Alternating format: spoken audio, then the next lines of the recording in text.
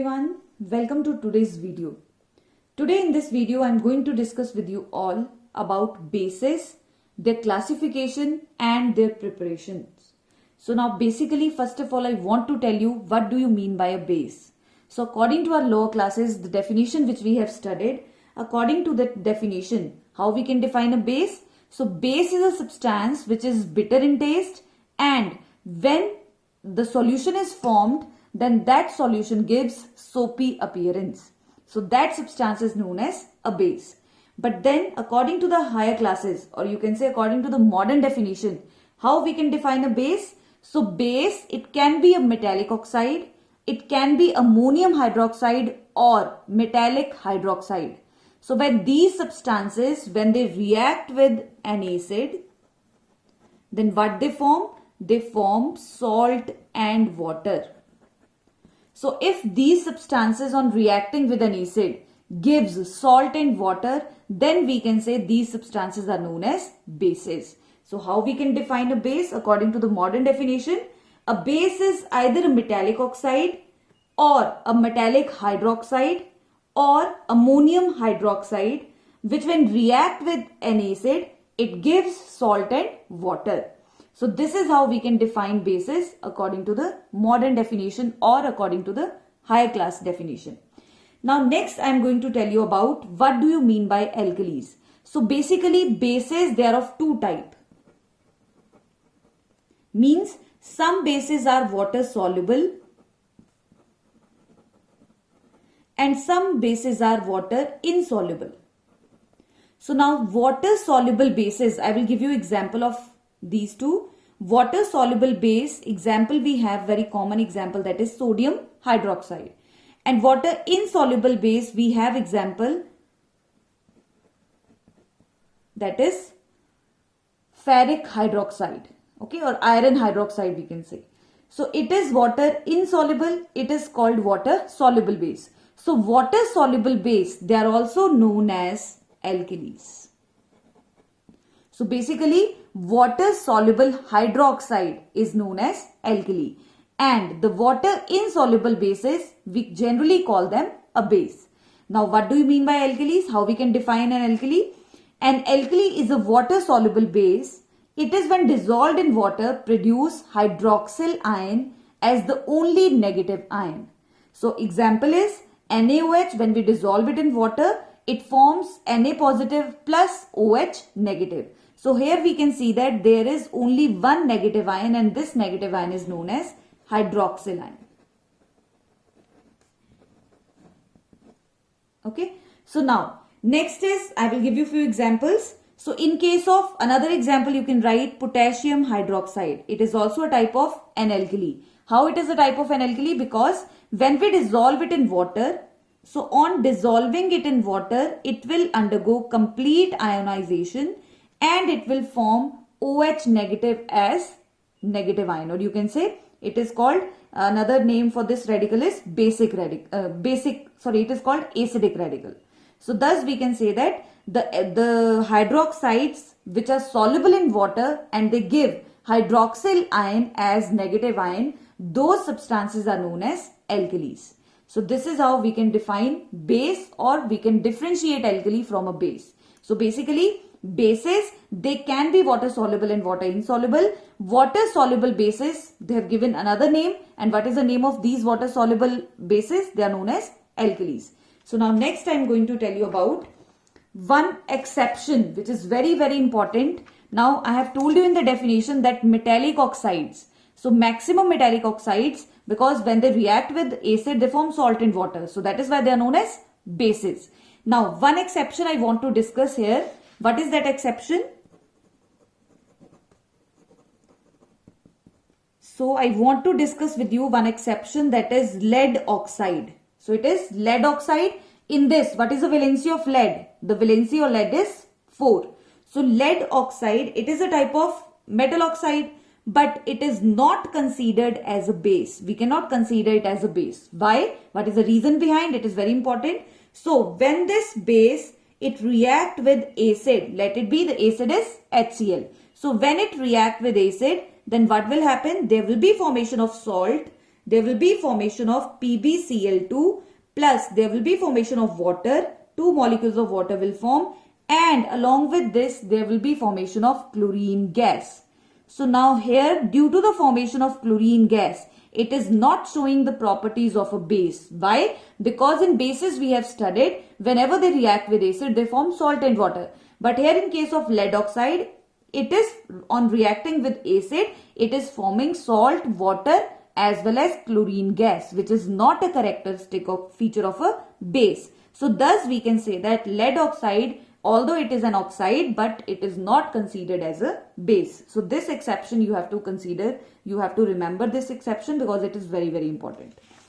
So now, but next I want to discuss with you about the classification of bases. So bases can be classified on the basis of their strength, and they can also be classified on the basis of their acidity. So now one by one I will discuss with you. First of all, on the basis of their strength, bases can be classified into two types.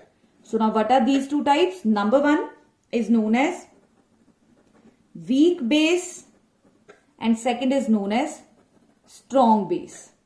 So you have to remember weak and strong, how we have to differentiate these two. So the bases, when we dissolve them in water, if they will undergo complete dissociation, to form ions, then that base is known as a strong base. For example, sodium hydroxide, when it is dissolved in water, it will form Na positive plus OH negative. So thus we can say that if we are taking 100 molecules of sodium hydroxide, all the 100 molecules of sodium hydroxide, they will undergo dissociation to form Na positive and OH negative. Now what do you mean by a weak base? How you can define a weak base? So on the basis of strength, what do you mean by a weak base? A weak base is a base which will undergo incomplete dissociation in water. So now what is the meaning of incomplete dissociation? Or you can say whenever aqueous solution of this base is formed, then it will undergo incomplete dissociation. For example, the best example we can give of a weak base is ammonium hydroxide. So ammonium hydroxide, when it is dissolved in water, it will form NH positive plus OH negative, but some molecules, they will remain in the solution in the form of NH4OH. They will not undergo dissociation. So thus we can say that it is a type of weak base. Why it is a type of weak base? Because it will not undergo complete dissociation. For example, if we are having 100 molecules of ammonium hydroxide, then only 50 or you can say may 60 molecules they can undergo dissociation. Rest of the molecules, they will remain in the molecular form. So thus we can say that it is a type of weak base. Now second, we have on the basis of their acidity. So before going in detail, discussing it in detail, I want to tell you what is the meaning of acidity of a base. So now as we have studied in case of acid, basicity of an acid, similarly now we are going to study about the acidity of a base. So what do you mean by acidity of a base? So acidity of a base is, how we can define acidity? It is the number of hydroxyl ion formed by a base in its aqueous solution.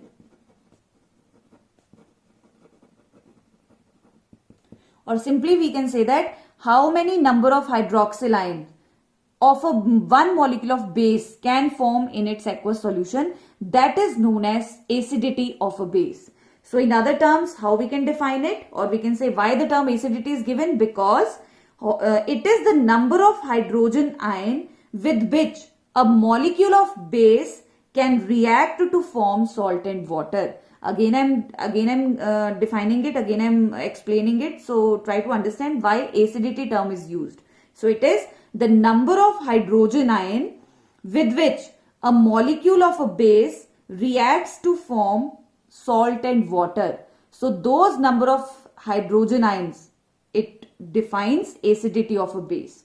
So how we can say, on the basis of acidity, bases can be classified into three types. So now what are these three types? Number one, first we have monoacidic base.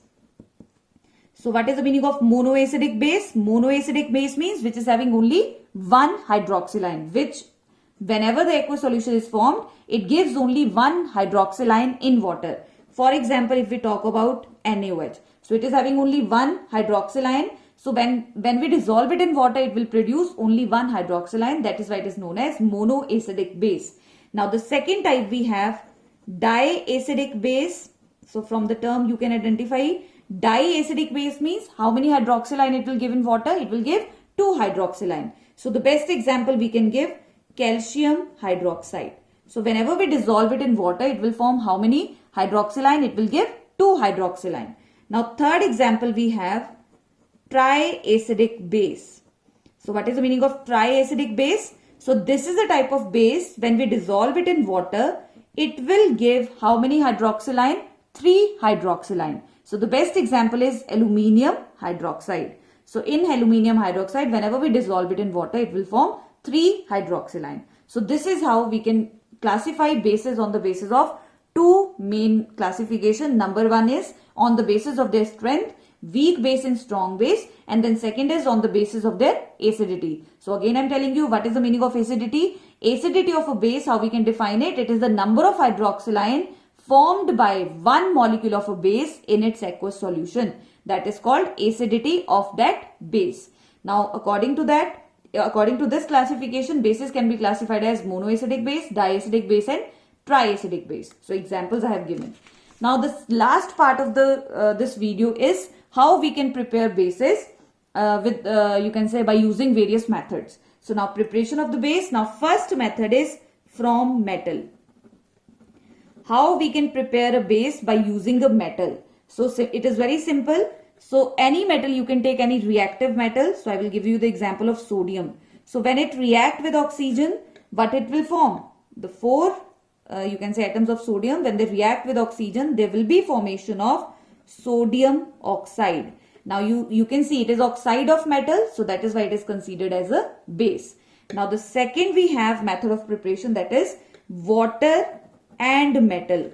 When water react with any reactive metal. So now example I will write sodium, that is a reactive metal, you know. It react with 2 molecules of water. What it will form? It will form 2 molecules of sodium hydroxide plus hydrogen gas will be released. So this is how a base is prepared. This is hydroxide of metal, and we know that hydroxide of metal is also a type of base. Now then we have third method of preparation of a base. Water when it react with soluble oxide. Soluble oxide of metal. So you can take the example of again sodium because it is water soluble. So we will write here Na2O, that is sodium oxide. When it react with water, so there will be formation of sodium hydroxide.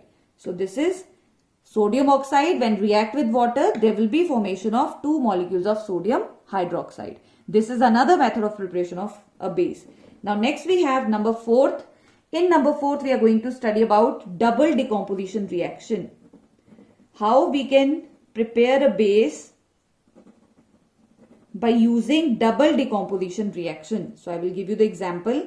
Now in this case, copper sulfate, aqueous solution of copper sulfate, when it react with 2 molecules of sodium hydroxide, again it is an aqueous solution. Now you can see we are using one type of base, and by using one type of base we are preparing another type of base. How? Now but you know that in double decomposition reaction there will be exchange of both the radicals. So what will happen?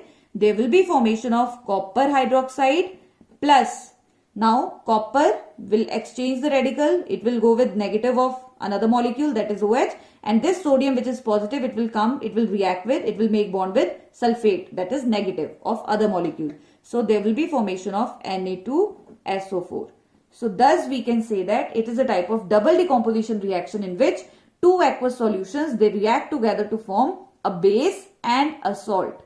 Now another way we can say that one type of base is used in the preparation of other type of base. Now next we have 5th example or the method of preparation in which we will study whenever oxygen, it react with metal sulfide. So when it reacts with metal sulfide, the common example, the metal sulfide is zinc sulfide. When it reacts with oxygen, then what it will form? There will be formation of zinc oxide plus there will be formation of sulfur dioxide gas. So here you can see this is zinc sulfide. When react with 3 molecules of oxygen, it will form 2 molecules of zinc oxide plus sulfur dioxide. So here this zinc oxide which is formed, it is oxide of metal and it is considered as a base. Now next we have the sixth method of preparation of a base, that is by the decomposition of a salt, which is very common example. Decomposition of a salt. So we can take the example of calcium carbonate, which is a salt. So when we heat it, it will undergo decomposition. It will decompose to form calcium oxide plus carbon dioxide gas. So again this metal oxide is formed, which is a base. Now next, last method which I am going to tell you, that is a special case which is used for the preparation of ammonium hydroxide. Now how this ammonium hydroxide is formed? So whenever ammonia we know the formula, it is having formula NH3. When it is dissolved in water, ammonia gas, when it is dissolved in water, there will be formation of ammonium hydroxide. Now this ammonium hydroxide, it is another type of base, which is also known as, earlier I have told you, it is a type of weak base because it will not undergo complete ionization in water. So this is how we can prepare bases by using various methods. So hope things are clear to you.